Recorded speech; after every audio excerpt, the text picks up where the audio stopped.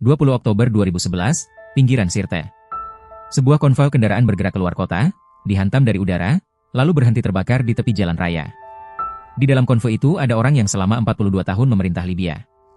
Dan beberapa menit kemudian, ia sudah tidak ada di sana. Orang itu ternyata masuk ke dalam gorong-gorong beton di bawah jalan. Bayangkan, penguasa negara terkaya minyak di Afrika, meringkuk di pipa drainase, pasir tertiup masuk lewat mulut pipa. Yang menemukannya bukan tentara profesional, tapi sekelompok pemuda bersenjata ringan yang bahkan belum lahir waktu ia berkuasa. Beberapa jam kemudian ia mati. Pada 25 Oktober 2011 ia dikubur diam-diam di padang gurun bersama putranya, Mutasim, di lokasi yang dirahasiakan sampai hari ini. Jadi pertanyaannya bukan bagaimana ia mati. Pertanyaannya, kenapa kekuasaan 42 tahun bisa menguap dalam 8 bulan? Untuk itu kita mulai dari sebuah tenda Badui. Tenda itu berdiri sekitar Juni 1942 di gurun berkerikil dekat Kasr Abu Hadi, tak jauh dari Sirte. Di sana Muammar Gaddafi lahir, anak keluarga Badui miskin dari suku Kadadfa yang menggembala kambing dan unta. Tanggal lahirnya tak pernah dicatat resmi, sejarawan hanya menyebut kisaran 1942. Masalahnya, gurun itu waktu itu bukan tempat tenang. Libya adalah medan tempur Perang Dunia Kedua, Italia dan Jerman melawan Inggris, tank hangus setengah terkubur pasir. Negara ini bahkan belum ada. Libya baru merdeka 24 Desember 1951, dan lahir sebagai salah satu negara termiskin di dunia, tanpa setetes produksi minyak. Dan ada satu cerita yang ia bawa seumur hidup. Menurut penuturannya sendiri, kakeknya dibunuh penjajah Italia. Benar atau tidak, cerita itu jadi bahan bakar politiknya. Rasa terhina sebagai anak gurun di negeri yang dikuasai orang asing melahirkan satu obsesi, usir kekuatan asing dari Libya. Bentuk politiknya ia temukan di ruang kelas Sabha. Di sekolah menengah Sabha, remaja itu menemukan idolanya, Gamal Abdel Nasser, presiden Mesir yang mengusir Inggris dari Suez. Gaddafi menyalin pidatonya, mengorganisasi demonstrasi, dan pada 1961 ia dikeluarkan dari sekolah karena aktivitas politik pro-Nasser. Habis? Belum. Justru di situ ia mulai berhitung dingin. Anak gurun tanpa uang dan tanpa nama besar tidak punya jalan ke kekuasaan lewat politik atau bisnis. Cuma ada satu pintu, seragam. Tahun 1963 ia masuk Akademi Militer Kerajaan di Benghazi, karena hanya di sana orang seperti dia boleh memegang senjata milik negara secara sah. Di dalam asrama itu ia tidak cuma belajar baris berbaris. Ia membangun sel rahasia bernama Perwira Bebas, meniru model Nasser di Mesir. Ia bahkan sempat dikirim kursus militer ke Inggris pada 1966. Lalu pulang sebagai kapten dengan satu aset yang tidak dimiliki lawan politik manapun, jaringan perwira muda yang setia kepadanya secara pribadi. Tapi jaringan perwira saja tidak berharga kalau negaranya melarat. Masalahnya, atau justru berkahnya, Libya sudah berubah. Pada 1959 ESO menemukan ladang raksasa Zelten di cekungan Sirte. Ekspor minyak dimulai 1961. Negeri gurun termiskin di dunia berubah jadi eksportir besar dalam satu dekade. Minyak Libya bukan minyak biasa, ringan, kadar sulfur rendah, ideal untuk kilang Eropa, dan jaraknya sangat pendek menyeberangi Mediterania. Hasilnya luar biasa. Pada 1970 produksi Libya menyentuh sekitar 3,3 juta barel per hari, salah satu yang terbesar di dunia. Tapi uang sebesar itu mengalir kemana? Kerajaan Idris, keluarga Senusi, dan perusahaan minyak asing. Sementara pangkalan militer Amerika dan Inggris tetap berdiri di tanah Libya. Raja itu berkuasa sejak 1951 dan hampir 80 tahun, tanpa pewaris kuat. Uang melimpah, legitimasi tipis, institusi lemah, sasaran termurah di dunia. Cukup kuasai beberapa titik di dua kota. Dini hari 1 September 1969. Tripoli masih gelap, dan Raja Idris sedang jauh di Bursa, Turki, untuk pengobatan.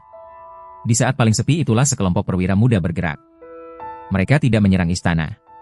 Mereka menyerang tiga hal yang jauh lebih penting, radio, bandara, dan markas polisi. Pagi itu radio Benghazi tidak memutar lagu. Yang keluar suara seorang kapten berusia 27 tahun, mengumumkan Republik Arab Libya. Bayangkan mendengarnya di dapur rumah Anda, negara Anda berganti bentuk lewat kotak kayu di sudut ruangan. Dan tidak ada yang datang membantah. Selesai dalam hitungan jam, tanpa satupun korban tewas. Kenapa begitu mudah? Karena tak ada satu kelompok pun yang merasa perlu mati membela monarki. Kapten itu langsung jadi kolonel, dipimpin Dewan Komando Revolusi berisi 12 perwira. Dalam satu pagi, kunci kas minyak terbesar Afrika Utara pindah tangan. Langkah pertamanya bukan membangun, tapi mengusir. 10 bulan pertama dipakai untuk membersihkan pemilik lama. 28 Maret 1970, pangkalan Inggris El Adem di Tobruk diserahkan. Lalu 11 Juni 1970, pangkalan udara Amerika Welus di Tripoli ikut diserahkan. dua kekuatan terbesar dunia diminta pulang, dan mereka pulang. Setelah tentara asing, giliran warga sipil. 7 Oktober 1970, sekitar 20.000 orang Italia diusir dan seluruh aset mereka disita. Rumah, toko, tanah pertanian yang sudah puluhan tahun mereka tinggali. Tanggal itu bahkan dijadikan hari peringatan. Balas dendam kolonial diubah menjadi pesta nasional. Terakhir, perusahaan minyak. Ia tidak menyerang semuanya sekaligus, tapi mengincar yang paling rentan lebih dulu, Occidental, yang hidupnya bergantung pada Libya. Lalu 7 Desember 1971, konsesi British Petroleum di ladang Sarir dinasionalisasi. Setiap kemenangan membuktikan satu hal pada rakyat dan tentara, minyak bisa dipakai sebagai senjata. Senjata itu lalu diarahkan ke pasar dunia. Setelah memaksa kenaikan harga patokan dalam perundingan 1970, pada Agustus 1973 Libya mengambil 51% saham semua perusahaan minyak asing yang beroperasi di negaranya. Bukan menyita habis. Cukup ambil suara mayoritas, lalu biarkan pemilik lama tetap bekerja untuk Anda. Lalu datang Perang Oktober, dan Libya ikut embargo minyak Arab. Harga minyak mentah dunia meledak dari sekitar $3 per barel menjadi sekitar $11.65 di akhir 1973. 4 kali lipat dalam beberapa bulan. Dan tidak ada parlemen manapun yang berhak menanyakan uang itu kemana. Uang itu butuh alasan. 16 April 1973 di Zuara, ia mengumumkan revolusi rakyat 5 poin, membekukan hukum lama, membersihkan lawan politik, mempersenjatai rakyat. Dengar baik-baik urutannya. Kas tanpa audit, ditambah lawan politik yang dibersihkan, itu bahan mentah untuk merancang negara yang seluruhnya bergantung pada satu orang. Rancangannya terbit sebagai buku. Jilid pertama buku hijau keluar 1975, jilid kedua 1977, jilid ketiga 1979. Isinya teori universal ketiga, partai itu penipuan, parlemen itu penipuan, wakil rakyat itu penipuan. Semua saluran yang bisa melahirkan penantang dinyatakan haram, lewat buku setipis brosur. Masalahnya, ancaman datang dari dalam. Agustus 1975, rekannya sendiri, Omar Muhaisi, mencoba kudeta. Percobaan itu gagal, tapi diikuti pembersihan di Dewan Komando Revolusi, 12 perwira yang dulu merebut negara bersamanya menyusup satu persatu. Aparat keamanan diubah menjadi jaringan warga yang mengawasi warga. Puncaknya 2 Maret 1977 di Sabha, Jamahiriya diproklamasikan, negara massa, di mana secara resmi ia tidak punya jabatan apapun. Hanya pemimpin revolusi. Dengan tidak menyisakan satu institusi pun yang bisa melahirkan pemimpin alternatif, ia mengunci Libya di dalam dirinya, dan membebaskan kas minyak untuk proyek di luar negeri. Uang minyak itu tidak semuanya mengalir ke jalan dan rumah sakit. Sepanjang 1970-an dan 1980-an, Gaddafi mengirimnya ke gerakan bersenjata di berbagai benua, lalu mencaplok jalur Auzou di utara Chad. Di peta, Libya terlihat membesar. Di lapangan, ceritanya berjalan lain. Masalahnya, lawan yang ia hadapi tidak punya tank. Pada 2 Januari 1987 di Fada, pasukan Chad datang dengan pikap Toyota yang dipasangi meriam tanpa tolak balik. Mereka bergerak cepat di antara pasir, memutar, menembak, menghilang. Dalam satu hari, Libya kehilangan ratusan tentara dan puluhan tank. Justru di situ batasnya terlihat. Pangkalan udara Wadi Dom jatuh pada 22 Maret 1987, kerugian peralatan Libya ditaksir $1,5 miliar, dan pada 13 Februari 1994 Pengadilan Internasional menyerahkan jalur Auzou kepada Chad. Tank bisa dibeli, tapi kesetiaan tentara bayaran? Tidak. Gaddafi lalu memilih cara yang lebih murah dan lebih gelap, teror di jantung Eropa. Berlin Barat, 5 April 1986, dini hari. Sebuah bom meledak di diskotek La Belle yang malam itu penuh tentara Amerika. 3 orang tewas, 229 orang terluka. Washington mengaku memegang hasil penyadapan komunikasi yang menunjuk ke Tripoli. 10 hari, itu jarak antara ledakan ini dan jawabannya. Malam 15 April 1986, pesawat Amerika menggempur Tripoli dan Benghazi dalam operasi El Dorado Canyon. Bom jatuh tepat di kompleks Bab al-Aziziyah, tempat Gaddafi tinggal bersama keluarganya. Libya menyatakan 37 orang tewas, termasuk Hana, anak angkatnya. Gaddafi sendiri selamat malam itu. Dan apa yang ia lakukan dengan puing rumahnya sendiri? Ia biarkan berdiri, dijadikan monumen, latar pidato bertahun-tahun, bukti bahwa imperialisme datang untuk membunuhnya. Alih-alih mundur, ia menarik kesimpulan lain, menyerang aset barat ternyata alat tekan yang bekerja. Jalan itu menuju bencana terbesar karirnya.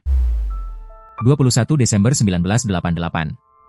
Pan AM-103 baru sekitar setengah jam meninggalkan London ketika meledak di ketinggian dan berjatuhan ke kota kecil Lockerbie, Skotlandia. 259 penumpang dan kru tewas, ditambah 11 penduduk yang mati di tanah.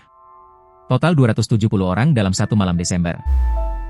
9 bulan kemudian, 19 September 1989, UTA 772 dibom di atas gurun Tenere, Niger, dan 170 orang tewas. Penyelidikan mengarah ke agen intelijen Libya. Tripoli menolak menyerahkan tersangka. Lalu pada 31 Maret 1992 Resolusi 748 Dewan Keamanan menjatuhkan embargo penerbangan dan senjata. Hampir 10 tahun Libya terkurung. Suku cadang ladang minyak sulit masuk, pesawat sipil menua di landasan, pendapatan menyusut. Lalu apa yang dilakukan rezim yang kehabisan uang? Mesin kuasanya berbalik ke dalam. Represi ternyata alat kontrol yang jauh lebih murah daripada membagi kemakmuran. Akhir Juni 1996, penjara Abu Salim di Tripoli. Tahanan memberontak, menuntut perawatan dan izin dikunjungi keluarga. Jawabannya datang pada 28 dan 29 Juni, penembakan massal di halaman penjara. Laporan yang kemudian tak dibantah menyebut sekitar 1.270 tahanan dibunuh hanya dalam hitungan jam. Lalu bagian yang paling kejam, keluarga tidak diberitahu. Bertahun-tahun mereka tetap mengantar makanan dan uang untuk orang yang sudah mati. Sebagian akhirnya menerima jenazah yang bukan milik mereka, sebagian cuma surat kosong. Baru pada 2004 pemerintah mengakui ada kematian massal, tanpa satu angka resmi. Inilah isi sebenarnya kontrak kekuasaan itu, kepatuhan dibeli dengan subsidi, dan bila subsidi tak cukup, dibeli dengan teror. Tapi kemarahan tidak hilang, ia hanya mengendap. 15 tahun keluarga Abu Salim menuntut jawaban di Benghazi, dan dari kota itulah ledakan 2011 dimulai. Setelah 1 dekade terkurung sanksi, Gaddafi memilih jalan yang paling tidak ia duga, membayar. 2 tersangka Lockerbie diserahkan ke pengadilan di Belanda pada 1999, dan pada 2003 Libya menerima tanggung jawab serta menyetujui dana kompensasi 2,7 miliar dolar. Sekitar 10 juta dolar untuk setiap keluarga korban. Tapi uang saja belum cukup membuka pintu. Pada 19 Desember 2003 ia mengumumkan pembongkaran seluruh program senjata pemusnah massalnya, dan sanksi pun dicabut. Perusahaan minyak barat berbaris kembali ke Tripoli. Lalu 25 Maret 2004, Tony Blair datang duduk di dalam tendanya, di dekat ibu kota. Rehabilitasi itu bekerja seperti sihir. Pada 2008 lebih dari 200 pemuka tradisional Afrika di Benghazi menobatkannya, raja dari segala raja, dan Februari 2009 ia menjadi ketua Uni Afrika. Uang minyak mengalir lagi, gelar berdatangan. Tapi tidak satupun institusi dibangun yang bisa menahan negara ketika jalanan meledak. 8 tahun kemudian, keretakannya datang dari perkara lama. Pada 15 Februari 2011, Fathi Terbil ditangkap. Ia pengacara keluarga korban Abu Salim. Penangkapan 1 orang itu memanggil semua yang selama ini disimpan. Dan pada 17 Februari, Benghazi menyebutnya Hari Kemarahan. Pasukan menembak pengunjuk rasa, dan justru di situ mesin kekuasaannya mulai retak dari dalam. Menteri Dalam Negeri dan Komandan Pasukan Khusus, Abdul Fattah Younis, membelot ke pihak pemberontak pada 22 Februari. Diplomat mengundurkan diri. 2 pilot memilih terbang ke Malta daripada mengebom kota mereka sendiri. Jawabannya bukan reformasi. Ia merekrut tentara bayaran asing dan berpidato akan memburu penentangnya, gang demi gang. Ancaman pembantaian di Benghazi itulah yang memberi alasan Dewan Keamanan PBB mengeluarkan Resolusi 1973 pada 17 Maret, 10 suara mendukung, 5 abstain. Sejak NATO mengambil komando 31 Maret, senjata beratnya jadi sasaran dari udara. Yang benar-benar mematikan bukan bom NATO. Menyusul Resolusi 1970 dan 1973, puluhan miliar dolar aset Libya dibekukan di luar negeri, termasuk dana kekayaan negara senilai sekitar 65 miliar dolar. Ekspor minyak terhenti. Selama 42 tahun, uang itulah satu-satunya yang mengikat aparat dan tentara bayaran padanya. Ketika gaji berhenti cair, kesetiaan yang dibeli ikut berhenti. Tripoli jatuh antara 20 sampai 23 Agustus 2011, dan pada 23 Agustus massa menyerbu kompleks Bab al-Aziziyah, benteng yang selama puluhan tahun tak boleh disentuh siapapun. Pertanyaannya sederhana, siapa yang masih mau mati untuk atasan yang tak bisa membayar? Ia bertahan 2 bulan lagi di Sirte, sampai konvoinya dihantam serangan udara pada 20 Oktober 2011, lalu ditemukan bersembunyi di pipa drainase dan dibunuh di tangan milisi. Karena ia sengaja menghancurkan setiap institusi penggantinya. Sejak 2014 Libya terbelah 2 pemerintahan, minyaknya naik turun mengikuti perang, pantainya jadi jalur penyelundupan manusia.